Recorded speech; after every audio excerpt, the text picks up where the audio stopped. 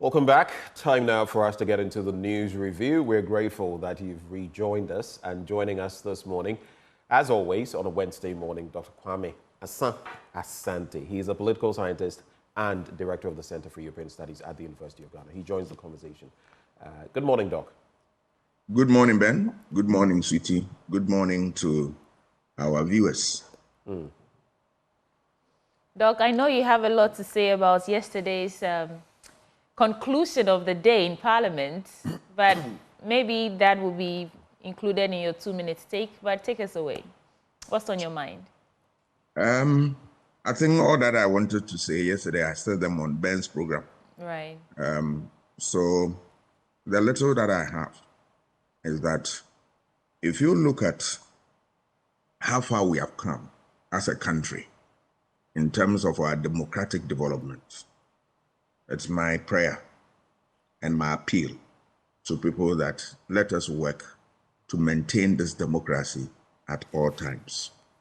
Democracy has its own problems all over the world, but those who have been able to work within the framework and right the wrongs as they move along are those we emulate today as the best democratic experience or experiment.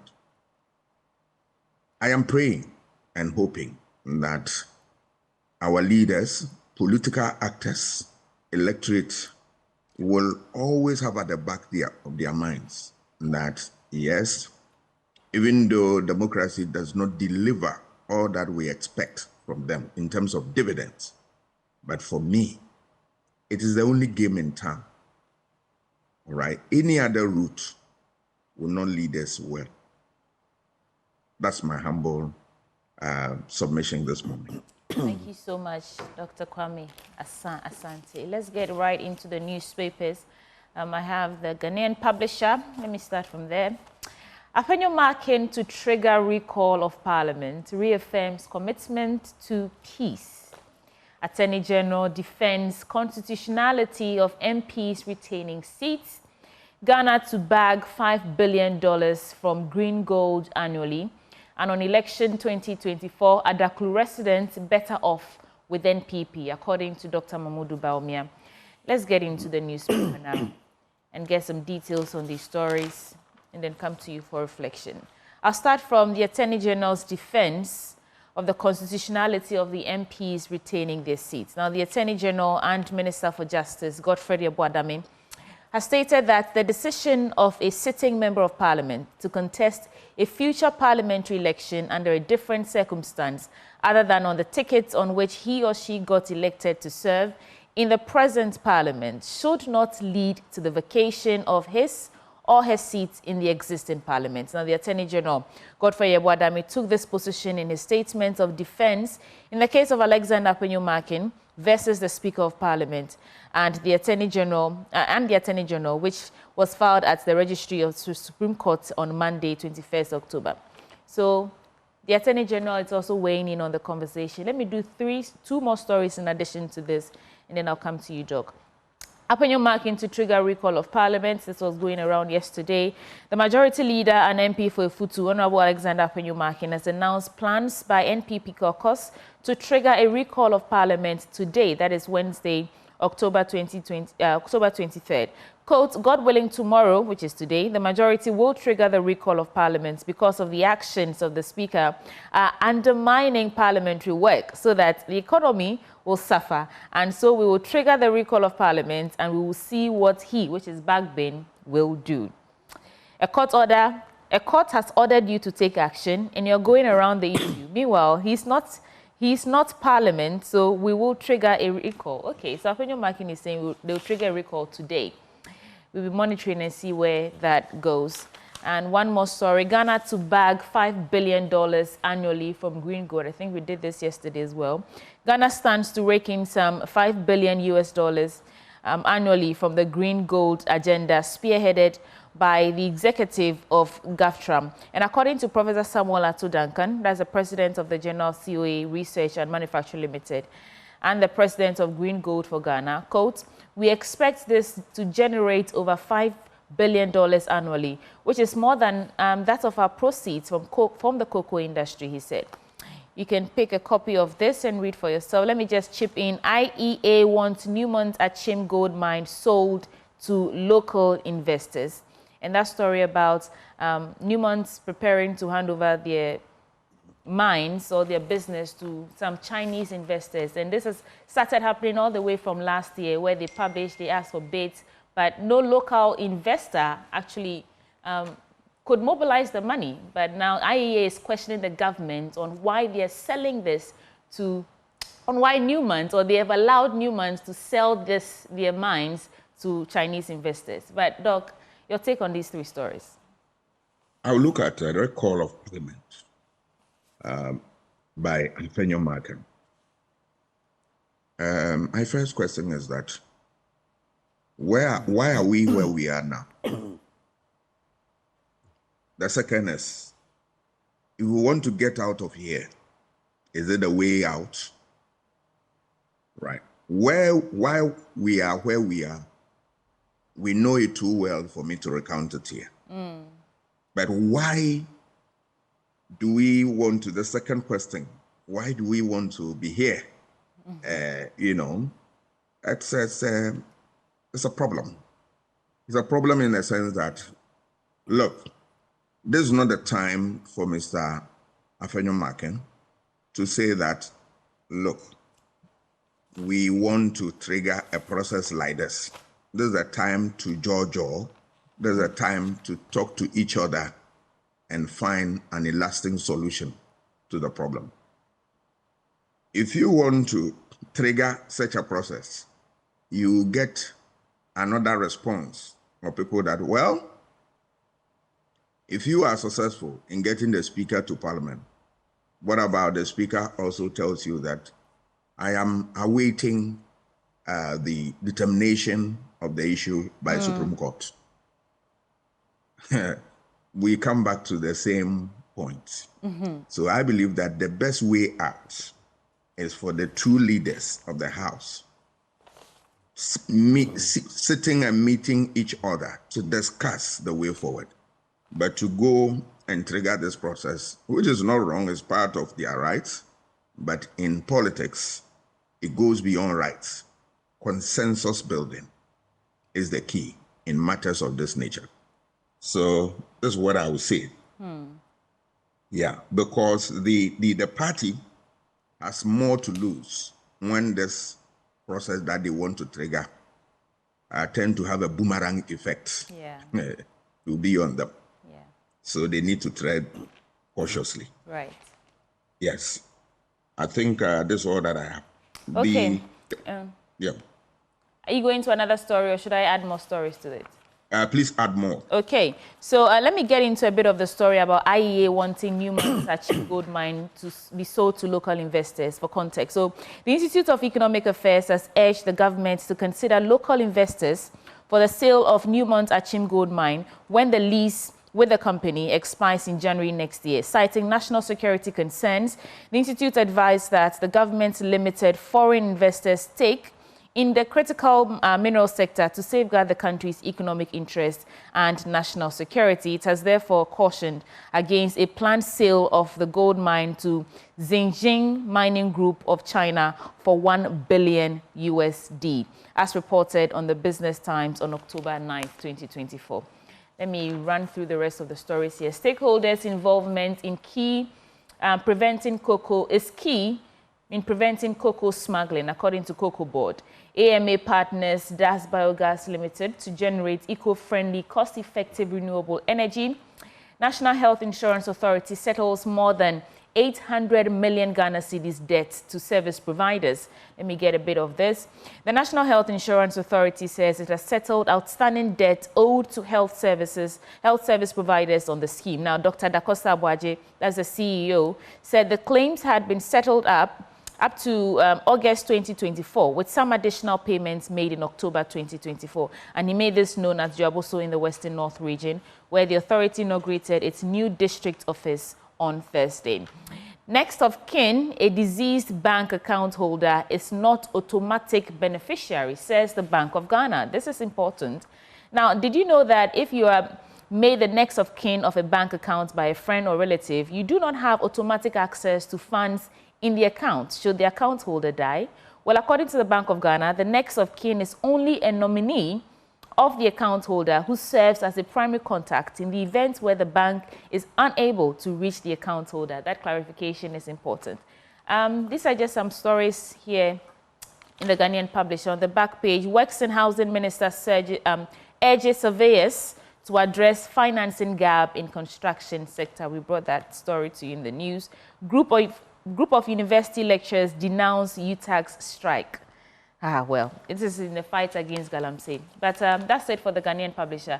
Any quick reflections? Yeah. I'll be glad if you can just explain to me a little bit about the green gold. Right. I don't know. I've not read the story before, so I have no idea. But I think it's promising, a very interesting story. Yeah. That's so Ghana stands to rake in some I think I've read this a bit. Yeah, but what is it? The green gold, what is it? If I have an idea, I'll be able to. Okay, the green... Hold on a second. If it will take your time, let's move on. Yeah, I'll find it for you while Ben... Right. If it's mining... Well, if it's not mining, then... Because the story says it will bring in more than the mining and cocoa industry. So just give me a second. Ben, you go on. Let me find this for you. So, Doc, you can give us your response. I can go on. Yes. I want to look at the IEA and Newmont issue. I think some of these things start from the very time that they develop contracts for such programs. We forget to make sure that at the end of the day, the person who should succeed or inherit this thing should be a Ghanaian. The local content development, which the laws of this country shed light as to how we should do it. But more often than not, when we draw contracts or we prepare contracts, we shortchange ourselves in this country. I've seen that in government contracts and a host of other contracts. This is not good enough. We are a state, and that if there is any benefit, we should be the first port of call to benefit from this.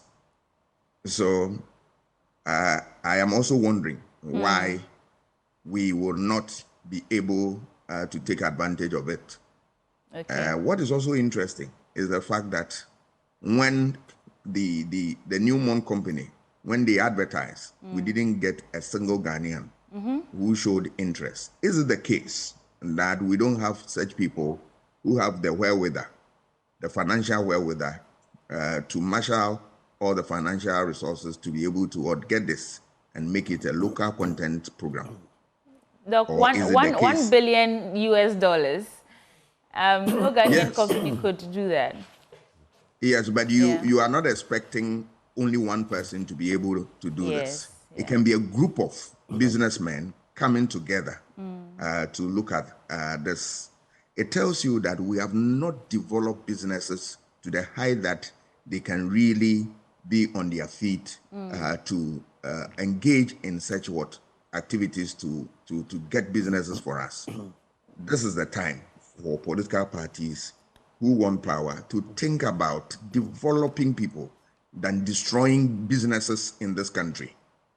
We have had so many examples where parties end up they hate you to the core, to the hilt or to the core, and then they destroy your business and all that. And these are some of the effects that we tend to have. Doc, so the green gold is traditional medicines. So to, do research, thorough research, and develop them to international standards for the global market as another commodity. So traditional medicine, simply. I will touch on this because for me, anything that can add to the kitty that we have in this country is a plus, and we need to jump onto that. We have green gold, that is, traditional medicine. Then we have white gold, that is salt. Yeah. We have real gold and the rest of them, but yet we are poor. God, in his wisdom, has blessed this country with a lot of resources that other countries do not have. Britain one of the richest countries in the world, has nothing but what? Coal, only coal in their soil. We have everything, and yet we are poor. Is it not interesting to find out why we are this? My country, your country, we have not taken the trouble to look at this, that we have everything. If you look at factors for production, things that we use to produce all the beautiful things in terms of development in the world, we virtually have them here. Gold can be used for so many things. Diamond, the rest of them. Why are we where we are? That we have not been able to add value. And now we use them to destroy our environment, and eventually it's going to consume all of us. I think there is something wrong. Right. We as a society must reflect and reflect well and make the best out of the resources that God has given to us. In fact, God is a very good person. Otherwise, if he happened to be one of us, I'm sure all of us would die of hunger, because having blessed you with all the things that should make you better, you are still crying for God's help, then I don't know what we want. Thank you so much, Doc. Ben, your paper now. Well, let's get into the Daily Guide newspaper. Baumia Adaklu chief signed fresh deal that has already been got into. Ghana Armed Forces refute military interference claims. 4 MPs brouhaha. Bagbin suspends parliament. Court frees 7 protesters. SNIT pays 3.7 billion Ghana cedis to pensioners. On the back page, some sporting stories. Forest owner banned for spitting. Beach soccer boss optimistic despite AFCON fiasco. Neymar returns after a year, and Kudus lost his head. I think there should be more people talking to the 24-year-old to get his head right. I think too many things are happening. He needs to get grounded so that he can manage the situation. For much younger people, controlling emotions and all of that may be tricky, and he needs to learn that very quickly. But I'll start from the story on the back page. Nottingham Forest owner Evangelos Marinakis has been handed a 5-match stadium ban for, quote, improper conduct after he was found guilty of spitting at the feet of referee Josh Smith in the tunnel after their defeat to Fulham. Marinakis denied the FA charge at his hearing, but was hit with a suspension on October 18, with full written judgment released on October 22. Where systems work. Beach soccer. So Ghana Beach Soccer, the Ghana Beach Soccer Association. Sometimes you wonder why, not just on TV and radio, but you have newspapers starting Ghana Beach Soccer without adding an article. And you're qualifying it. The Ghana Beach Soccer Association boss, Yao Ampofoankra, in an exclusive interview with Benos Ebonsu on Guide Sports Extra, has reaffirmed his confidence in the future of beach soccer in Ghana. Of course, that is regardless of the AFCON fiasco. And but let me get into the main stories.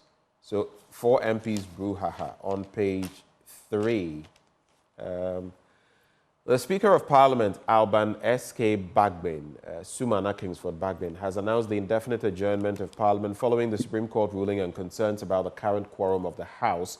I'll not go into that story too much because we already know what has happened and how yesterday he decided, which had been expected, which some members of Parliament had spoken about, he adjourned the House sine die. What that means for the rest of the parliamentary term or session, well, we'll all find out. Then, flaunting the hooliganism tag. That's an editorial there, interesting but not surprising to see it in the Daily Guide newspaper. You can check it out on page 4. There's also Jimmy Gardner to attend Global Youth Shakers Awards in Paris. And Germany detects first Mpox variant, that is case. It's a different strain, and they are detecting that for the first time. On page 6, so let me quickly do this one.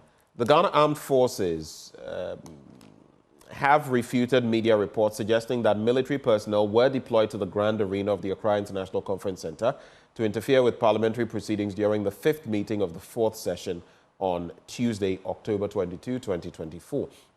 A statement issued by the Director of Public Relations, Brigadier General Agri Kwashi, on Tuesday, October 22, 2024, said on Monday, October 21, 2024, the Speaker of Parliament, Alban Kingsford Sumana Bagman, through the Clerk of Parliament, formally requested security assistance from the Ghana Armed Forces for routine canine and bomb sweeps of the chamber. It said the standard procedure was conducted on the first sitting day of the week, typically on Tuesdays, whenever members of Parliament convened outside the traditional Parliament House. And so that is the situation there. They are giving some clarity.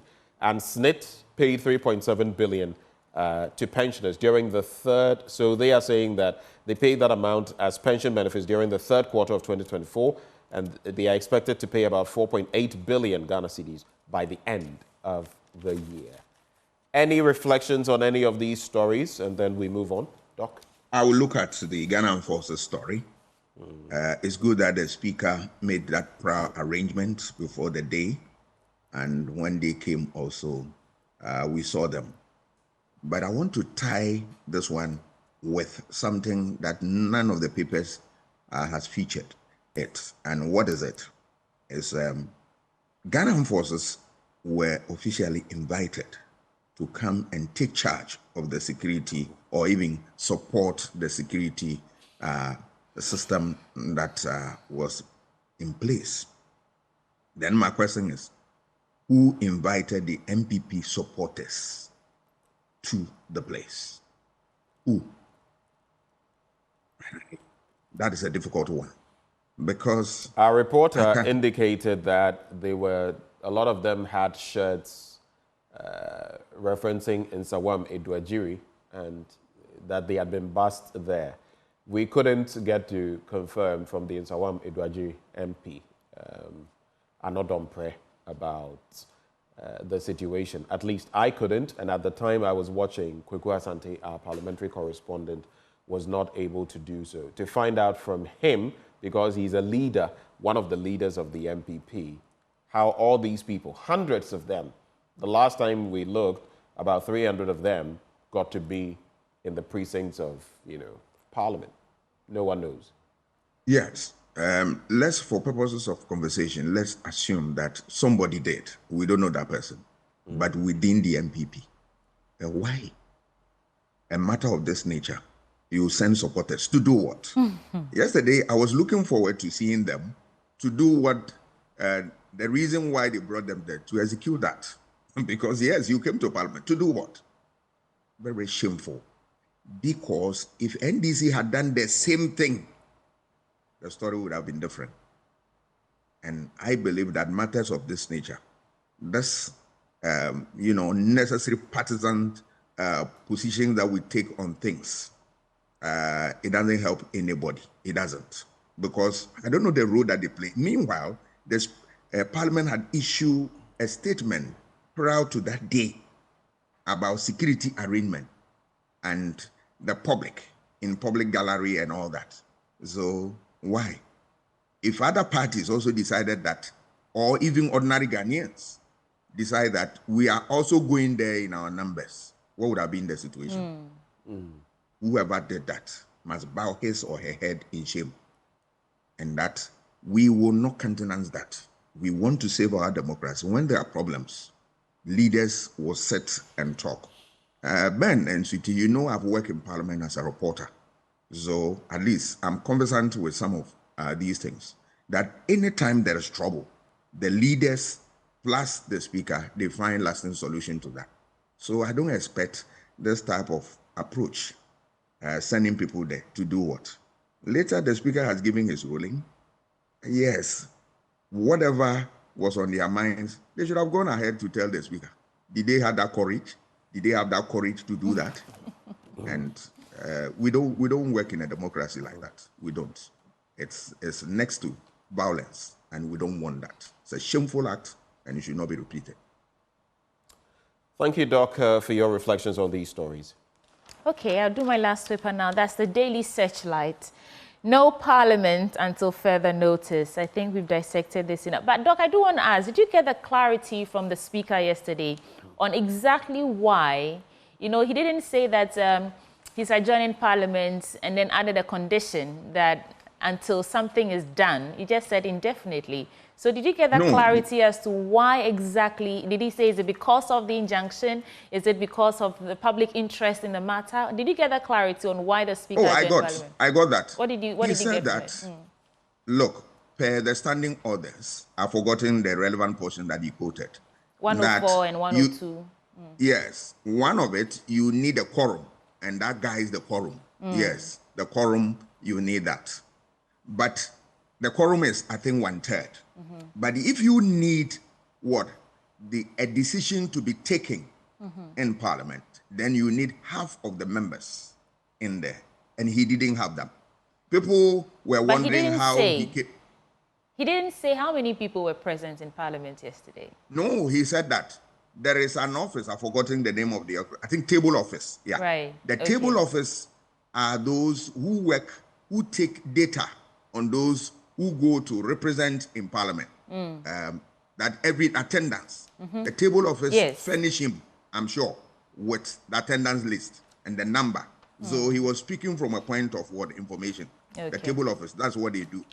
So they will tell you, Mr. Speaker, these are people who are in the chamber so at the time of so and so and so. Those who have every MP goes to Parliament, and then you go through register.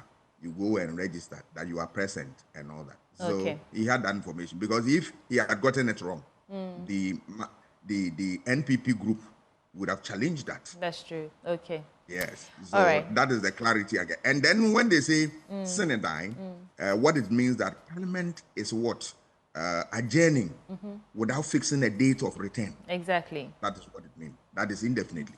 So when you hear adjourn Synodine, you are not coming back at any time. Until further notice. Yes. Interesting times ahead. But let's do some more stories now. We can trust Alan for industrialization in the north, according to Alhaji Boniface Sadiq. Putin gathers allies to show West pressure isn't working. That's on international front. Early voting in full swing in U.S. election. Harris and Trump tied in polls. That's also another interesting one to watch in America. CDD Ghana edges calm amidst parliamentary tensions following Supreme Court's ruling. Mobile money accounts surpassed 65 million Ghana cedis transactions, exceeding the 1.9 trillion, according to Bank of Ghana. Let's do this story. Now, the 2023 fintech sector reports by the Bank of Ghana has revealed significant growth in the country's digital financial landscape, with mobile money accounts surpassing 65 million Ghana cedis and transaction values exceeded 1.9 trillion Ghana cedis. And this marks a major milestone in Ghana's journey towards a more inclusive and cash-lit economy. And this growth is driven by the increasing adoption of mobile financial services, which provides a reliable and efficient means for millions of Ghanaians, especially in underserved and rural areas, to access financial services. There's also the story here about IEA wants Newmont Achim gold mine sold to local investors. An editorial saying, respectfully, Mr. Attorney General, we disagree. Would you marry someone with kids? Of course, I don't know. Would you? Let us know. GJAEC calls for applications for media accreditation to cover 2024 general election. And this is important. The Ghana Journalists Association and the Electoral Commission have open application period for media houses to apply to be properly accredited to cover this year's presidential and parliamentary elections. So if you fall in that category, please take note. Firewood and charcoal, the silent killer in our kitchens. And later on today, we'll bring you that hotline documentary from charcoal to LPG. And Ghanaian German entrepreneur takes on Galamsey, challenges government to let her handle the battle. Oh, interesting. Those are just some stories here on the back page. There's nothing here on the back page. National Health Insurance Authority opens new district office in Damongo. Doc, any of these stories pique your interest? I'll start with Alan's story on industrialization. We have heard time and again that our leaders, when they are looking for power, they have all the beautiful ideas to industrialize this country because that's the... But when they get power, we experience something different. 1D, 1F. Where is it?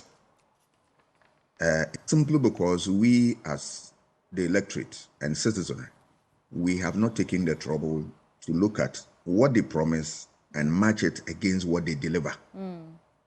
Every time you see politicians, because we leave them off the hook, they come back with series of promises. And obviously, a lot of them will end being unfulfilled.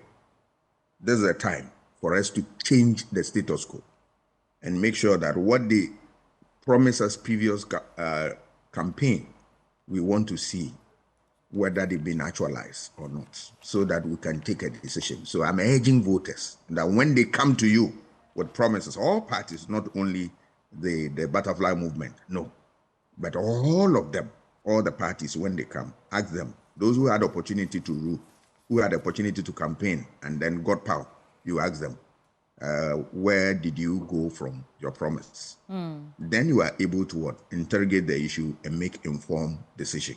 You don't repeat the previous mistake in the next election. Otherwise, it will be an albatross that will hang you one day. The issue of charcoal and firewood as one of the factors that send us to our graves. It's interesting to look at here. Every time we talk about green gun and the rest of them, I look at it and ask, is this just a slogan or is something that we are serious about? Because every time you look around, you see truck fully loaded of charcoal into the city. And we ask ourselves, do we still have the forest intact? We don't. We destroy the forest and cutting all the trees that will serve as windbreak. And then at the end of the day, we suffer climatic conditions. We are not bothered about the ecosystem, because if we do, we wouldn't allow galamsees to have a field day like this. Right. The environment is not important to us, yet we are signatories to environmental regulations all over the world. I don't know why we are doing such a thing to ourselves. What has happened to LPG gas and its extension to homes and families and the rest of them? We need to quicken this process if we want to save the environment, we want to save our forests. And then CDD's admonition, calling for calm within the political space by the political actors involved in this, quagmire in Parliament. I think we need sober heads to reflect on the issue and deal with the issues head on. If we get away from this and without dealing with the problem head on, this will rear its ugly head again when we are going for elections the next time. I have seen within the Ghanaian political space that if there are problems, we try to pay lip service to them. Once we get out of the election, it is forgotten, only to re-emerge or reappear in the next election. And sometimes people add on to the existing problem, and we tend to have more problems. We shouldn't risk our democracy that costs us a lot of resources to bring it this far. It is the only system that we have, and we must jealously guard against it. Absolutely. Thank you, Doc. Ben, more papers? Well, let me get into some stories, political, and then I'll get into some other stories. The Custodian newspaper, that's where I'm going to end. Adaklu residents better off under NPP, that's according to Baumia. AG files defense in 4 MPs case. NDC turning parliament into lawless theatre, that's according to Afenyo Markin. And pick up your passports, the Ministry of Foreign Affairs tells applicants. But the leader of the NPP, let me put it that way, this whole majority-minority thing is becoming problematic. The leader of the NPP caucus in Parliament, Alexander Afenyo Markin, has slammed the opposition NDC for turning Parliament into a lawless theatre. He, however, assured the public that the governing NPP, which was committed to democracy and the rule of law, would not allow the main opposition party to destroy the legislative arm of government with its lawlessness. Mr. Afenyo Markin stated these after the NDC members of Parliament yesterday insisted they were still the majority caucus in Parliament. But we know how that turned out. So in terms of the Speaker's ruling, NHIA settles over 800 million Ghana cedi debt to service providers, and the NHIA has disclosed that it has settled outstanding debt owed to health service providers on the scheme. Dr. Da Costa Abuaje, Chief Executive Officer of NHIA, said the claims have been settled up to August 2024, with some additional payments made in October 2024. A few more stories to get into. Firewood and charcoal, the silent killer in our kitchens, or maybe killers, I should say. Reverend Reku. The NPA, the National Petroleum Authority, in collaboration with the Oil Sustainability Program under the Kingdom of Saudi Arabia's Ministry of Energy and Digicraft Advertising, has launched a week-long liquefied petroleum gas campaign in the Volta region. It's an awareness and sensitization campaign. This initiative aims at educating the public on the health and environmental benefits of using LPG for cooking, targeting key stakeholders such as community leaders, market queens, among others. It also feeds into our latest Hotline documentary, Gas for Charcoal, or is it the other way around? So it raises some points about how women and children who spend most of their time in kitchens are particularly vulnerable to the harmful pollutants released by firewood smoke and charcoal smoke as well. But here are some stories I'm sure you'd be interested in as well. The Attorney General and Minister for Justice, Mr. Godfred Yeboah-Dame, has filed statements in the Supreme Court case brought by Majority Leader Alexander Afenyo-Markin.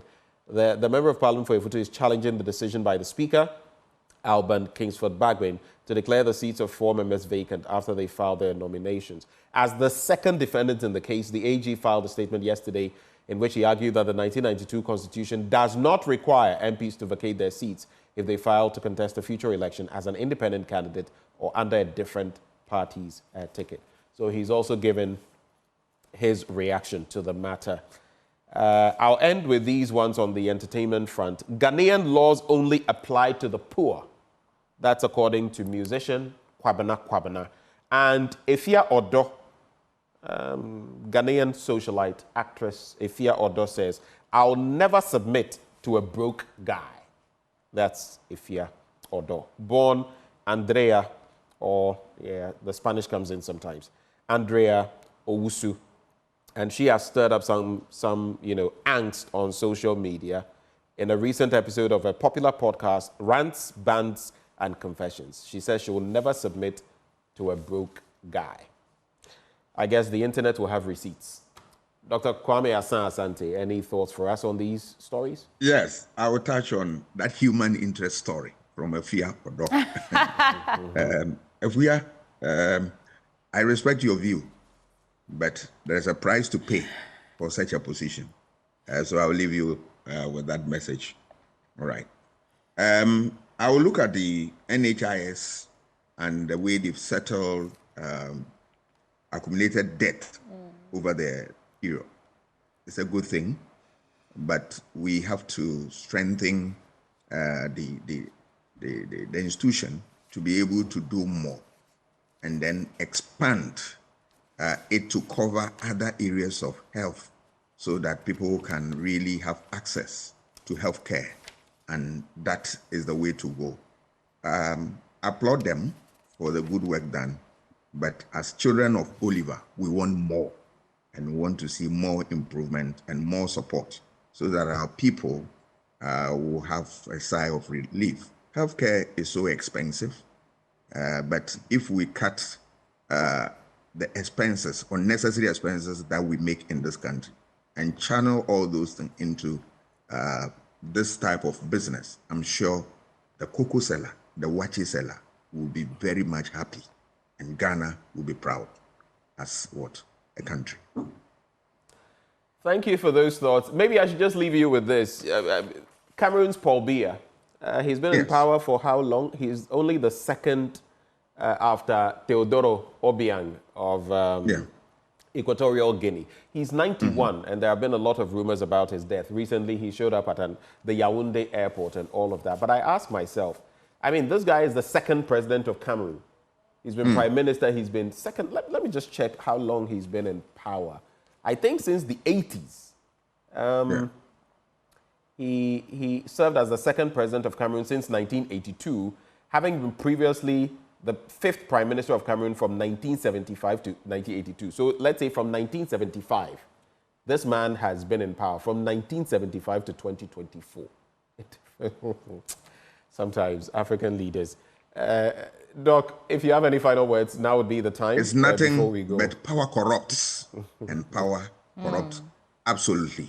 And you, law students and lawyers, will tell us this is nothing but what? Res ipsa locutor. Dr. Asante, thank you very much for joining the conversation this morning. Dr. Kwame Asante, he's a political scientist. He's also head of the Center for European Studies, and he joined Sweetie Abochi and yours truly. For now, though, we get into sports, all the sporting action. Neymar is back. Maybe we'll see some footage from him. But sports is up next. Do stay.